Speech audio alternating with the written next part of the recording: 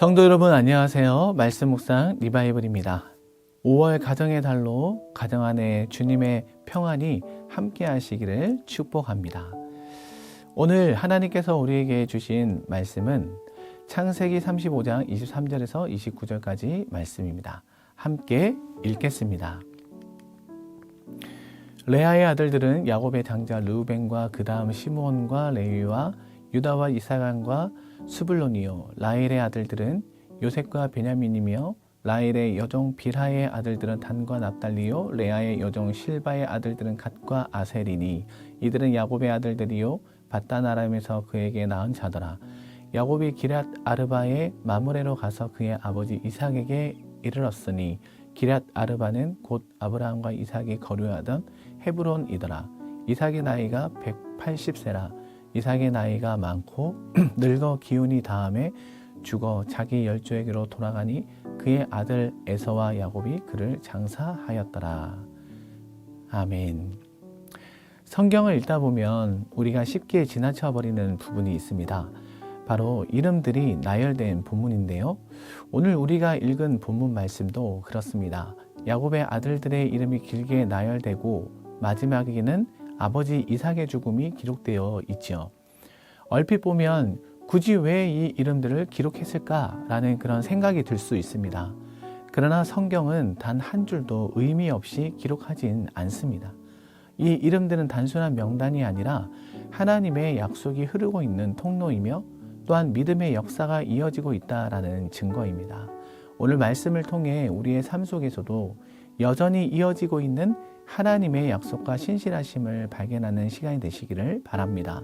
오늘 본문에서 야곱의 12아들 명단은 세대의 전환과 함께 상황의 중심이 야곱 개인에서 아들들을 포함한 가족 공동체로 확대되고 있음을 보게 됩니다. 기록된 이스라엘의 12명의 아들의 명단을 통해 이스라엘의 하나님의 언약대로 12지파를 중심으로 번성하게 되는 시대가 도래하였음을 알 수 있습니다. 즉 하나님의 백성을 이루는 기초이지요. 그런데 이들의 삶을 보면 놀랍습니다. 르우벤은 성적으로 타락하여 아버지의 침상을 더럽혔으며 시므온과 레위는 동생 디나의 강간 사건이 발생하여 세겜 족속을 폭력적으로 복수하게 되었습니다. 그리고 형제들이 또한 요셉을 미워하여 팔아버린 일도 있었죠. 사실상 결코 믿음의 본보기라고 할 수 없는 사람들입니다. 그럼에도 하나님은 이들을 버리지 않으시고 오히려 형제들을 통해 하나님의 약속을 이루십니다. 왜 하나님은 이런 사람들을 사용하십니까? 하나님이 이런 사람들을 사용하시는 이유는 분명합니다. 바로 하나님의 역사는 사람의 완전함이 아니라 하나님의 신실하심에 달려있기 때문입니다. 만약 하나님이 완벽한 사람만 사용하신다면 이 땅에 쓰임받을 사람은 아무도 없죠. 그래서 하나님은 부족한 사람을 부르시고 실패한 사람을 다시 일으키셔서 하나님의 일을 이루어 가십니다. 여러분 혹시 이런 생각이 들 때가 있습니까? 나는 하나님께 쓰임 받기가 어려워. 오늘 말씀은 분명히 말합니다. 하나님은 완벽한 사람을 찾지 않습니다. 하나님은 하나님 앞에 순종하는 사람을 찾으십니다. 그러므로 우리는 내가 부족하기 때문에 못한다가 아니라 하나님이 함께 하시기 때문에 할 수 있다라는 이 믿음으로 살아야 하는 것입니다. 그리고 본문 27절에서 29절 말씀을 보면 야곱은 아버지 이삭에게로 돌아옵니다. 이 장면은 단순한 귀향이 아닙니다. 아브라함과 이삭과 야곱의 언약의 계보가 이어지는 순간입니다. 아버지는 늙어가고 아들은 그 자리를 이어받죠. 여기서 중요한 사실은 하나님의 약속은 한 사람에게만 머물지 않는다는 것입니다. 세대를 넘어 계속 흐른다는 것이죠.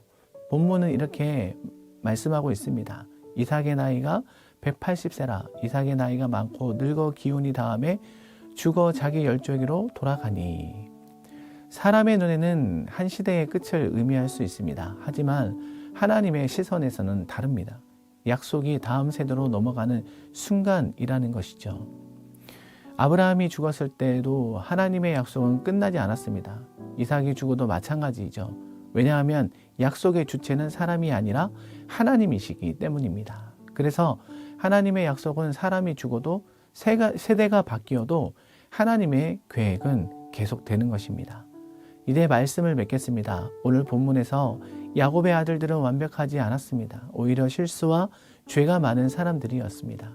그럼에도 불구하고 하나님은 그들을 통해 12지파를 이루시고 언약을 현실로 이루어 가십니다. 그리고 이삭은 죽지만 약속은 끝나지 않음을 보게 됩니다. 아브라함에서 이삭으로, 또 이삭에서 야곱으로, 야곱에서 그의 아들들로 하나님의 계획은 계속 흐릅니다.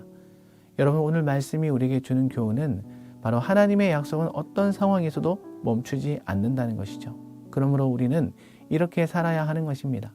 내가 부족해서가 안 된다가 아니라 하나님이 이루시기에 가능하다라는 것.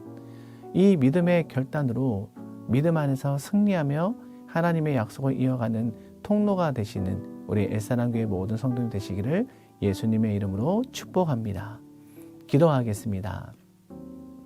사랑의 하나님, 오늘 말씀을 통해 우리의 연약함에도 불구하고 주님의 약속을 이루어 가시는 하나님을 보게 하시니 감사합니다. 야곱의 아들들과 같이 부족한 인생들이지만 그들을 통해 하나님의 뜻을 이루셨듯이 우리의 삶도 주님의 손에 붙들려 약속의 통로로 쓰임받게 하여 주옵소서. 우리의 가정과 교회 위에 은혜를 베푸셔서 믿음이 끊어지지 않고 다음 세대로 이어지게 하여 주시고 우리의 자녀들과 다음 세대가 하나님의 약속을 붙드는 세대가 되게 하여 주옵소서. 감사드리며 예수 그리스도의 이름으로 기도하옵나이다. 아멘. 이 시간 다 같이 합심하여 기도하겠습니다.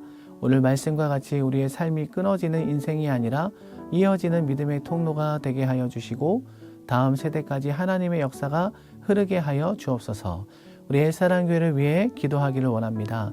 가정의 달을 맞이하여 어린이 주일과 또 어버이 주일, 스승의 주일, 온가족 주일 예배 가운데 하나님의 은혜가 흘러가게 하여 주시고 예배의 감격과 기쁨이 넘치게 하여 주옵소서. 엘사랑교회 성도님들의 가정에 하나님의 평강이 넘치게 하여 주시고 말씀 앞에서 하나 되는 복된 가정이 되게 하여 주옵소서. 담임 목사님의 목회 사역과 말씀 사역에 은혜를 주시고 모든 부교육자들에게로도 동일한 은혜를 주옵소서. 이와 같은 마음으로 다 같이 합심하여 기도하겠습니다.